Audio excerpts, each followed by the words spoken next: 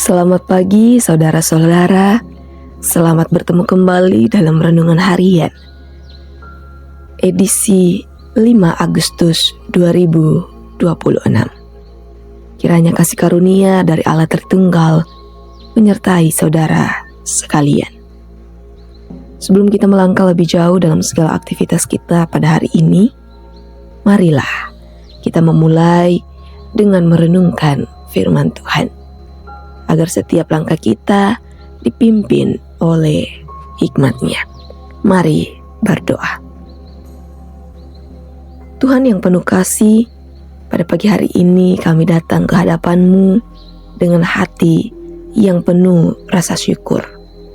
Kami berterima kasih untuk nafas kehidupan yang Tuhan anugerahkan bagi kehidupan kami.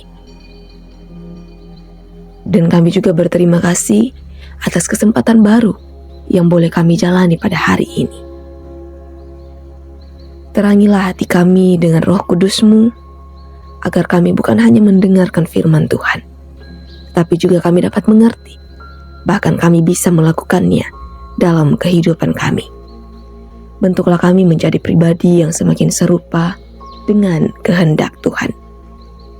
Sertai renungan kami pada pagi hari ini. Dan biarlah setiap kebenaran yang kami terima menjadi kekuatan dan tuntunan sepanjang hari ini.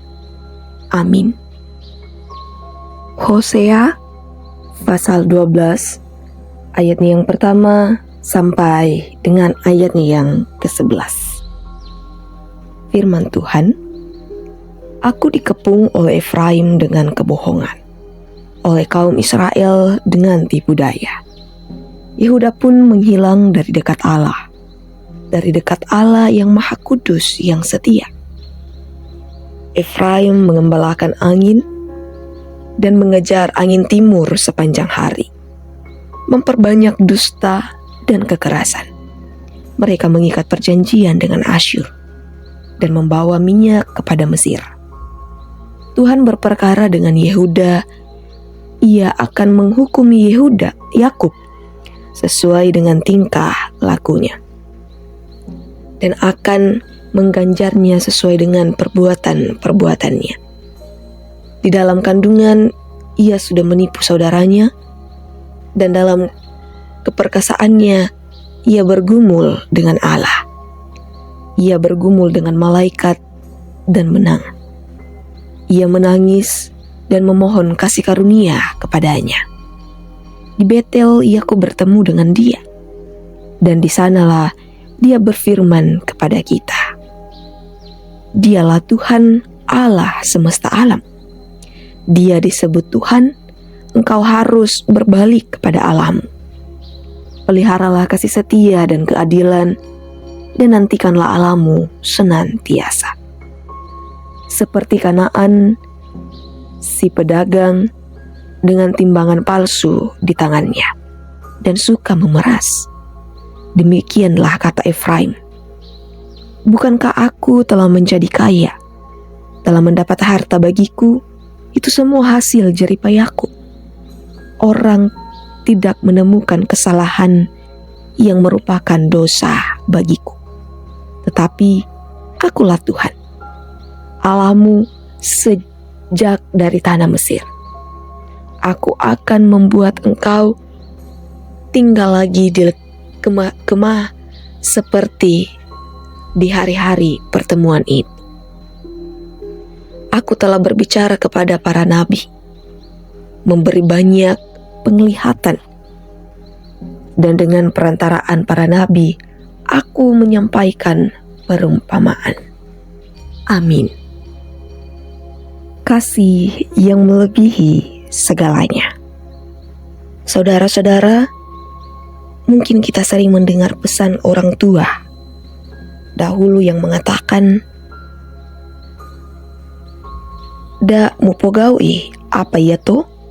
Mabusung kodako." Jangan lakukan hal itu, nanti engkau kena malapetaka. Larangan ini secara tidak langsung mau mengatakan bahwa Tuhan itu pemarah dan akan menghukum seorang yang melakukan sebuah kesalahan. Ada orang yang ketika mengalami sebuah masalah, terkadang secara langsung menuduh bahwa itu adalah hukuman dari Tuhan. Tentu hal itu tidak salah, tetapi bukan berarti bahwa sepenuhnya itu juga benar. Ganjaran dari dosa kita adalah hukuman, tetapi kasihnya jauh lebih besar bagi orang yang dikasihinya. Saudara-saudara, kitab Hosea merupakan sebuah kitab yang menceritakan tentang kisah bangsa Israel yang melakukan tindakan perzinahan rohani. Maksudnya bahwa mereka bukan hanya percaya kepada Allah, tetapi juga dalam hidup keberimanan. Mereka juga menyembah kepada Baal. Gambaran pernikahan Hosea dengan Gomer merupakan gambaran hubungan Allah dengan bangsa Israel yang tidak setia. Keberadaan bangsa Israel sepantasnya mendapatkan malapetaka atas ketidaksetiaannya kepada Tuhan. Pada pasal 12 ini menggambarkan bagaimana kebaikan dan kesetiaan Tuhan dalam sejarah perjalanan bangsa itu yang justru dibalas dengan sebuah pengkhianatan. Tetapi kasih Allah jauh lebih kedegilan mereka. Kasih Allah jauh melebihi kedegilan mereka, sehingga Allah tetap setia membuat mereka berbalik kepada Tuhan agar mereka kembali setia. Kita selayaknya menerima ganjaran atas dosa yang kita lakukan, tetapi justru Allah tidak memperhitungkan semuanya itu, saudara-saudara. Dalam Kristus, kasih Allah yang melampaui segala-galanya, termasuk dosa manusia. Tuhan mau kita juga setia kepadanya, sama seperti Dia yang setia kepada kehidupan kita. Amin, firman Tuhan. Saudara-saudara, mari berdoa. Bapa kami yang penuh kasih, kami mengucap syukur kepadamu atas anugerah kehidupan yang masih Engkau berikan kepada kami pada hari ini. Terima kasih karena kasih-Mu begitu besar, melampaui segala kelemahan, melampaui segala dosa dan keterbatasan kami. Kasih-Mu tetap setia menopang. Kasih-Mu tetap setia mengampuni dan memelihara kami dari hari ke hari.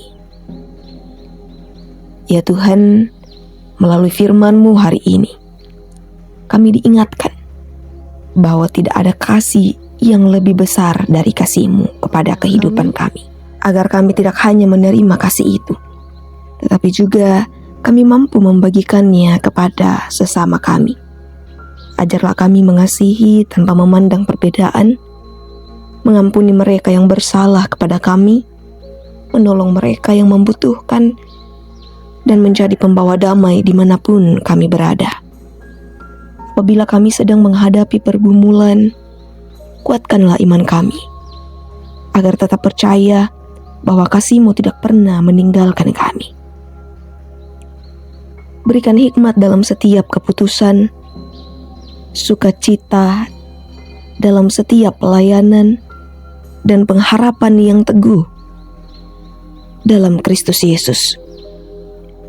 Kami juga berdoa ya Tuhan bagi keluarga kami, bagi gereja, bagi pekerjaan, serta bagi bangsa dan negara kami. Kiranya kasih-Mu mempersatukan kami, memulihkan setiap yang terluka, dan memenuhi hati kami dengan damai sejahtera. Terima kasih Tuhan, karena Engkau selalu mendengar setiap doa kami. Hanya di dalam nama Tuhan Yesus Kristus kami berdoa dan mengucap syukur. Amin. Saudara-saudara, marilah kita mempersiapkan diri kita untuk melanjutkan tugas dengan penuh tanggung jawab, dan terimalah berkat Tuhan. Kiranya Allah mengasihani kita dan memberkati kita, kiranya Ia menyinari kita dengan wajah-Nya. Amin. Selamat pagi, selamat beraktivitas. Tuhan Yesus memberkati.